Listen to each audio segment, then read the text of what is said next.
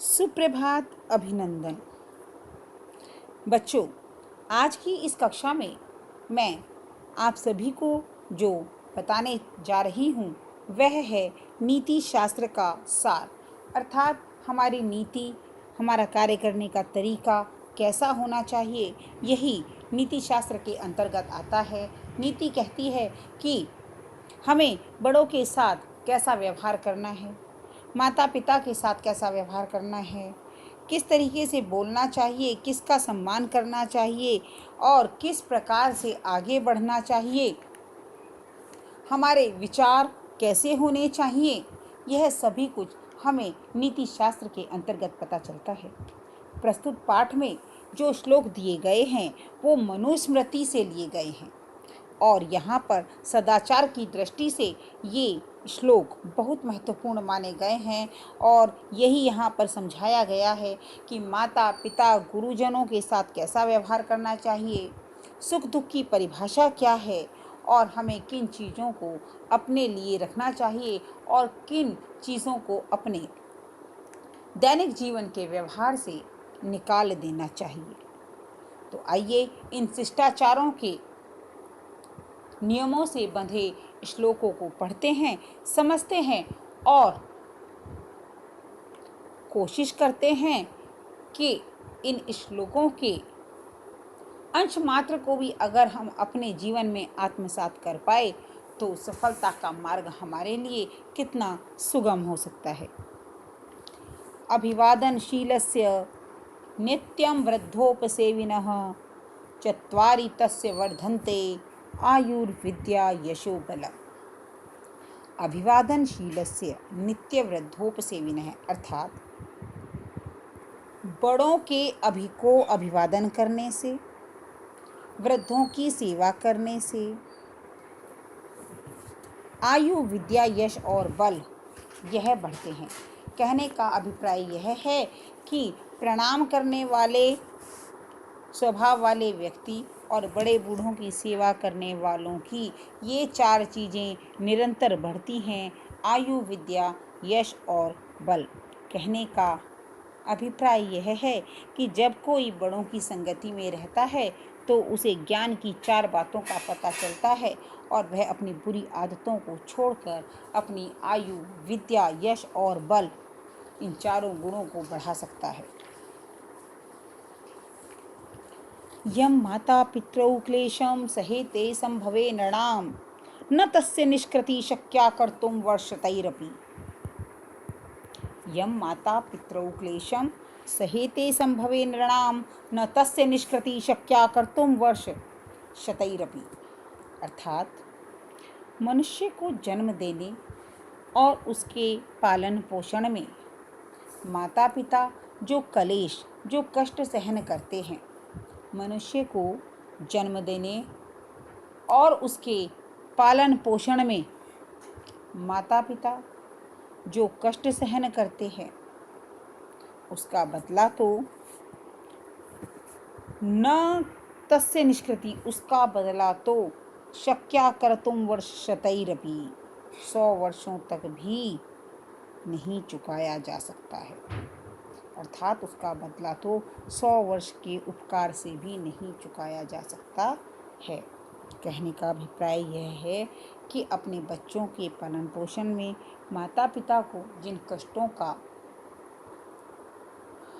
भोग करना पड़ता है, जिन कष्टों को वे उठाते हैं, पुत्र या पुत्री 100 वर्षों तक भी उसका बदला नहीं चुका सकते हैं।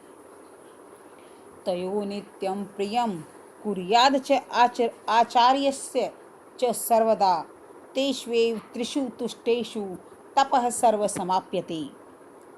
तयो नित्यं प्रियं कुर्याद आचार्यस्य च सर्वदा तेष्वेव त्रिषु तुष्टेषु तपः सर्वं समाप्यते।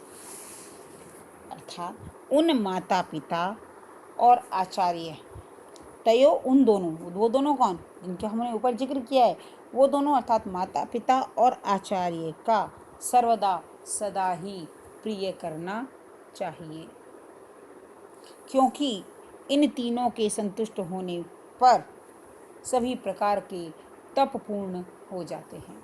क्योंकि इन तीनों के संतुष्ट होने पर सभी तप पूर्ण हो जाते हैं। कहने का तात्पर्य है कि किसी भी मनुष्य के निर्माण में उसके माता पिता और गुरु का विशेष योगदान होता है। अतः अगर हम इनके अनुकूल आचरण करते हैं तो और ये तीनों संतुष्ट होते हैं तो मानो आपने अपने जीवन के सभी तपस्याओं को पूर्ण कर लिया।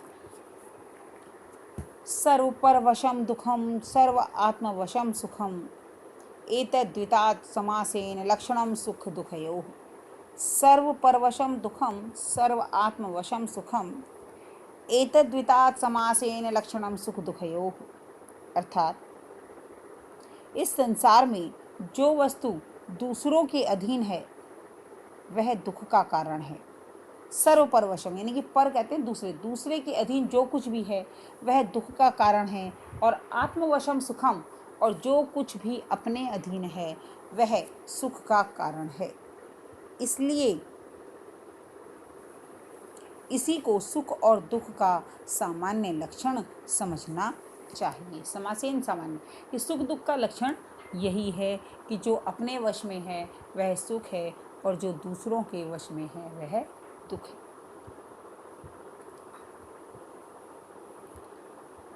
यत् कर्मं कुर्वतो अस्य स्यात् पारितोषो अन्तर आत्मनः तत् प्रयत्नेन कुर्वीत विपरीतं तु वर्जयेत्। यत् कर्म कुर्वतो अस्य स्यात् परितोषो अन्तर आत्मनः तत् प्रयत्नेन कुर्वीत विपरीतं तु वर्जयेत्। यत् कर्मं कुर्वतो कि जिस काम को करने से अंतर आत्मनः अपनी अंतर आत्मा को संतुष्टि मिलती है वह कार्य प्रयत्न पूर्वक करना चाहिए और इसके विपरीत को छोड़ देना चाहिए। जिस कार्य को करने से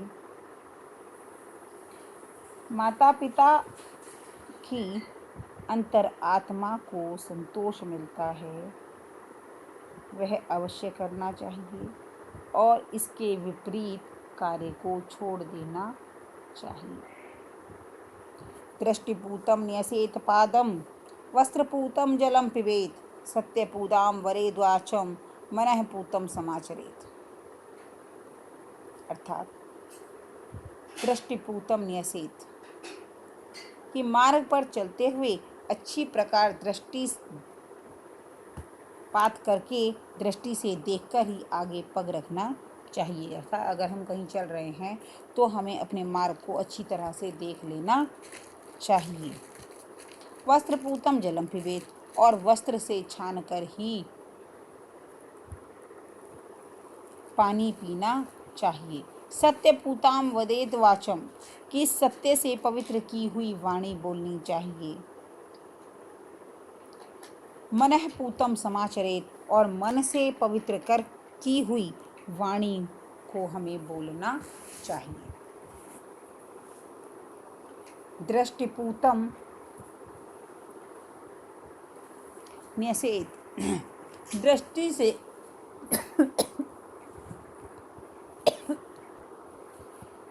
कहने का अभिप्राय यह है कि अगर आपको कहीं जाना है तो अपने मार्ग को भली भांति देख लें।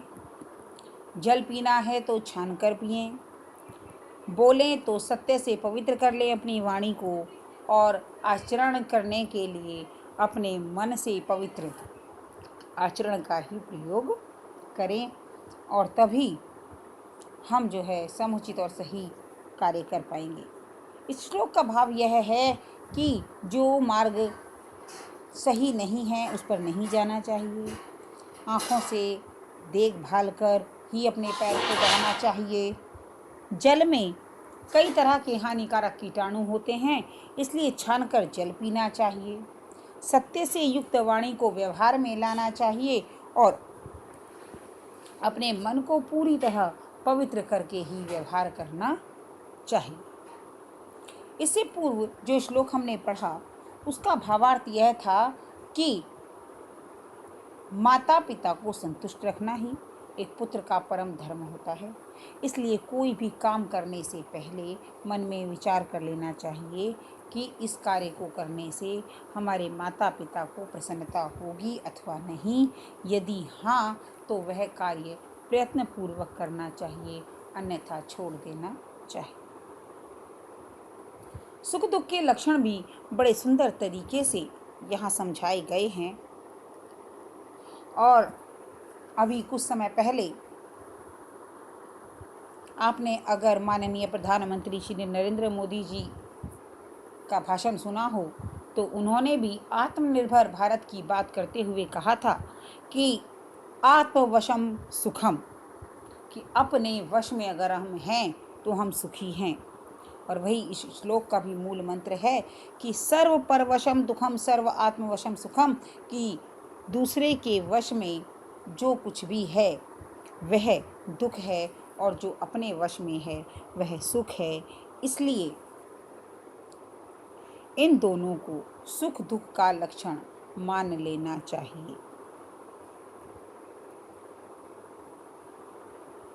बच्चों को जन्म देने और उनके पालन पोषण में माता पिता जिस कष्ट का अनुभव करते हैं, उसका बदला तो 100 वर्षों के उपकार से भी नहीं चुकाया जा सकता।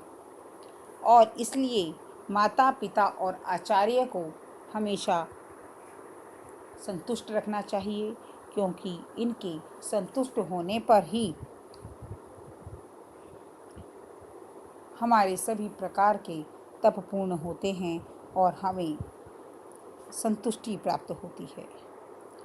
इस प्रकार हमने समझा कि किस प्रकार हमें अपने जीवन में व्यवहार करना चाहिए और किस प्रकार हम अपनी आयु, यश, विद्या और बल को बढ़ा सकते हैं। और यहाँ पर केवल 2 ही कारण इसके बताए गए कि हमें बड़ों का अभिवादन और बड़ों की सेवा करनी चाहिए, क्योंकि बड़ों की अभिवादन और उनकी सेवा करने से वाले व्यक्ति का आयु, विद्या, यश और बल, ये चारों चीज़ें बढ़ती हैं।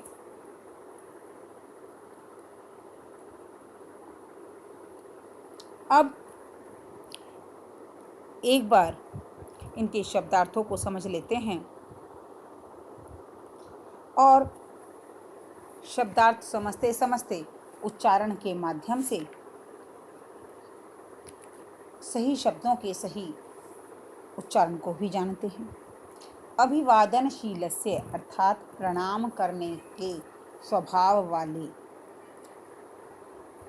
वृद्धोपसेविनः बड़ों की सेवा करने वाले, क्लेशम कष्ट, निष्कृतिः निस्तार, कुर्वतः करते हुए, परितोषः संतोष, अंतरात्मनः अंतरात्मा, कुर्वीत करना चाहिए, न्यसेत रखना चाहिए, पूतम पवित्र, पूतम पवित्र, नृणाम मनुष्यों का, नृणाम मनुष्यों का, वर्ष शतई 100 वर्षों में, समाप्यते समाप्त होता है, समासेन संक्षेप, विद्यात जाना चाहिए, विद्यात जाना चाहिए, सत्यपूताम सत्य से पवित्र, सत्यपूताम सत्य से पवित्र।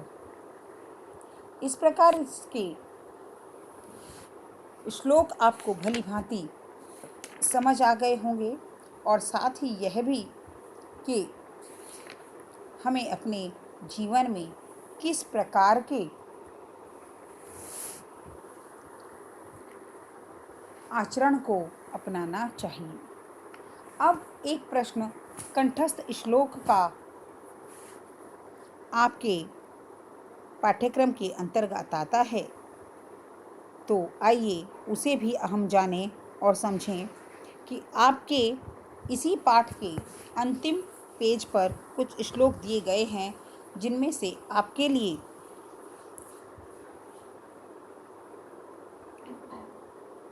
बड़े सुंदर श्लोकों का समन्वय यहाँ पर है और आप इनमें से कोई भी श्लोक याद कर सकते हैं, समझ सकते हैं। इससे न केवल आपकी योग्यता का विस्तार होगा, अपितु आप इन्हें समझ भी सकेंगे। कर्मणा मनसा वाचा चक्षुषा अपि चतुर्विधं प्रसादयति लोकं यस्तु लोका अनुप्रसीदति। कर्मणा मनसा वाचा चक्षुषा अपि चतुर्विधं प्रसादयति लोकं यस्तु लोको अनुप्रसीदति। सत्यं ब्रूयात् प्रियं ब्रूयात् न ब्रूयात् सत्यं प्रियं। सत्यं ब्रूयात् प्रियं ब्रूयात् न ब्रूयात् सत्यं प्रियं। प्रियं च नानृतं ब्रूयात् एषः धर्मः सनातनः। प्रियवाक्य प्रदानेन सर्वे तुष्यन्ति जनवरः। प्रियवाक्य प्रदानेन सर्वे तुष्यन्ति जन्तवः। तस्मादत्ते वक्तव्यं वचने का दरिद्रता। यस्मिन् देशे न सम्मानो न प्रत्यर्थिनी च बान्धवाः न च विद्यागमः कश्चित् न तत्र दिवसं वसेत्। इन श्लोकों में से कोई भी एक श्लोक आप बड़े अच्छे ढंग से याद करें और उसे लिखित अभ्यास के द्वारा सुंदर तरीके से अपनी उत्तर पुस्तिका में भी लिखें। ये श्लोक हमारे लिए दैनिक जीवन में अपनाने योग्य हैं और हमें भारत की सभ्यता और संस्कृति से अवगत कराते हैं कि हमें अपने बड़ों, छोटों, गुरु आदि के साथ कैसा व्यवहार करना चाहिए और कैसे हमारी सोच विचार होनी चाहिए। तो आज के लिए इतना ही। धन्यवाद।